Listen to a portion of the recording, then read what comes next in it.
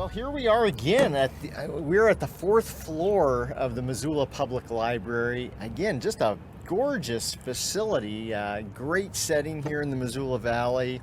I can't emphasize enough for folks to get out and experience this great investment that you have all made in your community.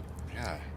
And as usual, when you're around something aesthetically really beautiful, you want to talk about budget.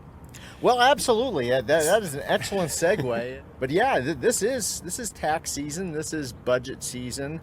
And I don't know about you, but I recently got a statement in the mail from the Montana Department of Revenue describing the value of our property, and it might be a little confusing for folks what that actually amounts to. Yeah, some insight? Good. I'll give it a shot. Okay, so please. that statement from the Department of Revenue was the Department of Revenue's their assessment of the taxable value of your home, which is not the same as the marketable value. If you were to go sell that house tomorrow, your house tomorrow, it probably wouldn't be the same. But the Department of Revenue has their own equation, and they come up with what they call the taxable value. Now, this gets really arcane, but it's kind of interesting too. Taxes are divided up into little units of taxation called a mill. And we can assess a certain amount of mills each year. That means tax a certain amount of money on the citizens of Missoula County. And interestingly enough, a mill is equivalent to 1/1000th of the total taxable value of all the real estate in our county. So last year, one mill was roughly worth about $250,000. And the state tells us how many mills we can tax. We have a cap. We can only tax up to a certain amount of mills.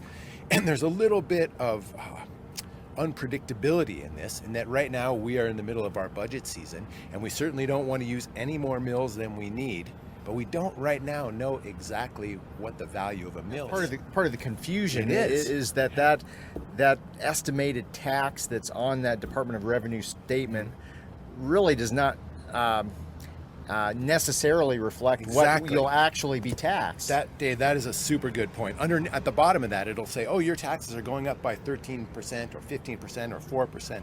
That is if everything stayed exactly as it was last year, and then you have this new taxable value. Last year meaning the value of a mill last year being the same as this year. We don't quite know yet. So there's a bit of unpredictability in that. And amidst that unpredictability, we are in the midst of a fairly predictable budget process, where we hear from all of our departments, everything from elections to the city county health department, and our planning office and public works, and many more. Each one of those departments has a budget. Well, and we hear from the public pretty consistently that they want services delivered. So the challenge that we have over the next number of weeks is balancing the needs of our constituents across Missoula County and the expectation of services with the finite limits of what we can impose via taxation on the community, and looking across all of these 30 plus departments in terms of what their needs are, and determining what gets funded this year and what may not, and what may have to wait a few years. Yeah, you're describing that really well. I mean, our job as the local government, as Missoula County, is to provide services to our citizens.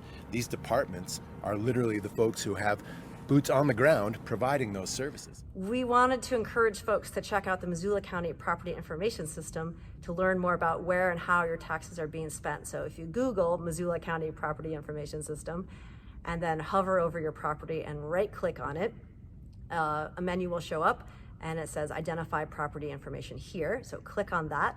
Another menu shows up, and then at the top there's a little box that says taxes. So if you click on taxes, you'll be treated to a series of pie charts, and on those pie charts you can see where and how our tax dollars are being spent. And it's also really important that we don't raise people's taxes more than they can handle.